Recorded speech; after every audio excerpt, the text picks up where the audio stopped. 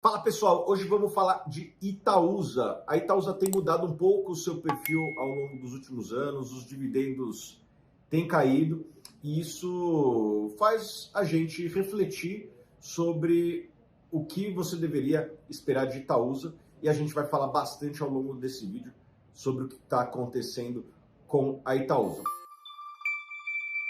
Eu trouxe aqui o João Arthur, que é CIO lá da Wealth da Suno. Tudo bom, João? Tudo bem, Thiago? Prazer estar aqui com você e com os seus ouvintes do YouTube. Saiu uma matéria recentemente com o seguinte título, lá no Brasil Journal, né? Itaúsa vai frear investimentos, dividendo deve voltar ao nível histórico em 3 ou 4 anos. Essa entrevista foi feita com o Alfredo Setúbal, que é o CEO da Itaúsa, e eu acho que é muito relevante, já de cara o título, porque muitos investidores compraram ações da Itaúsa esperando um dividendo alto, mesmo porque teve historicamente um dividendo alto.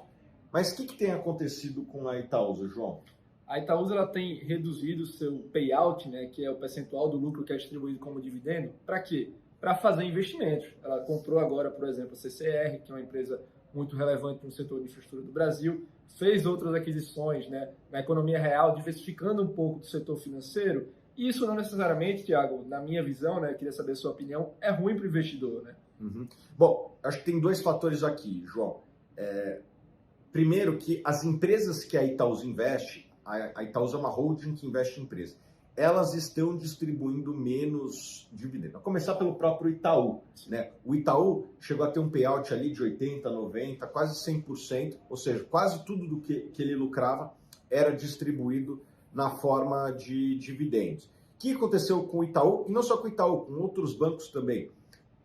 Os dividendos nos últimos 12 meses, ou praticamente depois da pandemia, caíram bastante. Muito disso porque as carteiras de crédito dos bancos têm crescido. E os bancos, para crescer, eles precisam de patrimônio líquido. Patrimônio líquido ou cresce retendo lucro ou emitindo novas ações. Então os bancos eles têm retido os lucros, têm distribuído menos. E a Itaúsa, que era basicamente um conduíte, né, do dividendo do Itaú para o acionista da Itaúsa lá em cima, o que aconteceu? Está vindo menos dividendo do Itaú. Não acho que isso é um problema, né? O ROI do Itaú é um ROI ótimo. Aliás, até gostaria que, se tiver oportunidade de aplicar nesse nível de rentabilidade, que ele realmente pague menos, né? Beleza. Então, a distribuição das empresas que fazem parte do portfólio de Itaúsa tem distribuído menos dividendo. Não é a única empresa. Outras empresas estão também em planos de investimento ambiciosos, né? A Alpargatas, que é uma empresa do portfólio, fez uma aquisição importante, inclusive teve que emitir ações e a Itaúsa foi lá e acompanhou. A NTS vai investir 12 bi ao longo dos próximos 8 anos. Então, são empresas que estão, cada uma ali na sua fase de investimento e, por conta disso, distribui dividendos. Então, primeira parte, né? As empresas de baixo ali estão distribuindo menos dividendos porque estão fazendo investimentos que, historicamente, eu acho que todas essas empresas merecem um voto de confiança, porque historicamente fizeram boas alocações de capital. Eu até questiono uma outra, vamos dizer assim, alocação de capital dessas empresas, mas coisas pequenas, historicamente, o Itaú e todas as empresas do grupo fazem boas alocações de capital. Além disso, a própria Itaúsa tem feito investimentos importantes ao longo dos últimos anos, né? Então, comprou a Alpargatas uns 5 anos atrás, comprou uma participação numa empresa chamada Aegea, que tem investido muito em saneamento. Saneamento no Brasil talvez seja a parte da infraestrutura que está mais atrasada, vamos ter que investir muito. E a Aegea é uma das principais empresas que está explorando a questão de água e saneamento. A NTS, que eu falei, está fazendo um investimento. A NTS acho que foi comprada uns 10 anos atrás, mas está fazendo investimentos. E a própria aquisição da CCR, né? Então, a Itaúsa, ela tem recebido menos dividendos e os dividendos que ela tem recebido, ela tem feito aquisições. Então, ela está deixando de ser uma empresa de dividendos para ser uma empresa de crescimento, né? Por isso que eu acho que eu mudei de ideia a respeito da Itaúsa. Não significa que isso é algo ruim, mas o perfil de empresa tem mudado. né? Eu acho que talvez a própria gestão da Itaúsa tenha mudado de ideia, porque ela historicamente sempre foi um conduíte do dividendo dessas empresas de baixo para os acionistas de cima, e eles estão virando uma holding de participações em empresas. Eu acho que aqui tem uma coisa que é importante falar, que é o histórico de alocação de capital da Itaúsa e do Grupo Itaú como um todo, né? A aquisição da Alpargatas foi excelente, a aquisição da XP foi muito boa. Eu acho que a CCR foi um bom negócio, né? Já está subindo um pouquinho, não muito, mas já está subindo um pouquinho. Sim. Então, historicamente,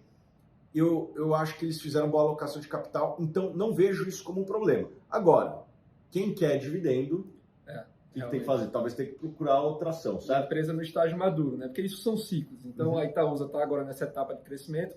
O próprio Alfredo fala na matéria, né? É o tempo dessas empresas se desalavancarem. Então, essas empresas estão fazendo muito investimento. Esses investimentos vão gerar caixa. No primeiro momento, esse caixa é para reduzir a dívida. Aí começa a sobrar muito dinheiro, né? O fluxo de caixa livre para o acionista, para pagar dividendo para a Itaúsa e para começar a pagar ali para o acionista final, né? Então, assim, para quem tem a mentalidade de longo prazo, eu acho que vai ser um excelente negócio. Você falou muito bem do histórico deles. É incrível, né? Talvez sejam aqui no Brasil, historicamente, o maior alocador de capital, porque ele fez bons negócios e grandes negócios, né? Então, um negócio que aí foi via Itaú, mas acabou caindo na Itaúsa, o negócio da XP, por exemplo, foi excepcional. Eles fizeram bastante dinheiro nesse negócio. Então, merecem aí, de fato, o voto de confiança dos acionistas. Para quem quer aquele dividend yield alto no curto prazo, no D0, aí ele vai ter que olhar outras opções de investimento. No próprio título da matéria, né, o Alfredo Setúbal afirma que deve voltar ao nível histórico em 3 a 4 anos, né? Possivelmente pague até mais do que o nível histórico. Não ficou muito claro se o nível histórico é o nível de payout ou o nível de dividendo, né? Não ficou claro na matéria, mas se for o nível de payout, certamente vai ser um dividendo muito maior do que era 3, 4 anos atrás, quando a Itaúsa pagava dividendos recordes. E aí quem estiver olhando yield on cost, né, que é o dividendo lá da frente sobre o preço que você está pagando hoje, talvez tenha uma grata surpresa, né? Exatamente. Eu acho que tem várias empresas que tiveram esse perfil, né, que quem... vou dar um exemplo aqui, que a gente investiu aqui na Unipar. O yield on cost, de mais de 100% ao ano. Né? Lógico, dei sorte, teve algumas coisas que aconteceram no caminho que foram muito positivas e eu não esperava, mas eu gosto de fazer uma análise não somente no dividendo, mas qual que vai ser o meu yield on cost lá na frente, ou seja, quanto que eu vou ganhar de dividendo sobre o meu preço de aquisição hoje. Porque às vezes a empresa não está pagando dividendo alto hoje, mas daqui 3, 4, 5, 10 anos ela está gerando tanto caixa que fica um dividendo muito interessante frente ao preço de hoje.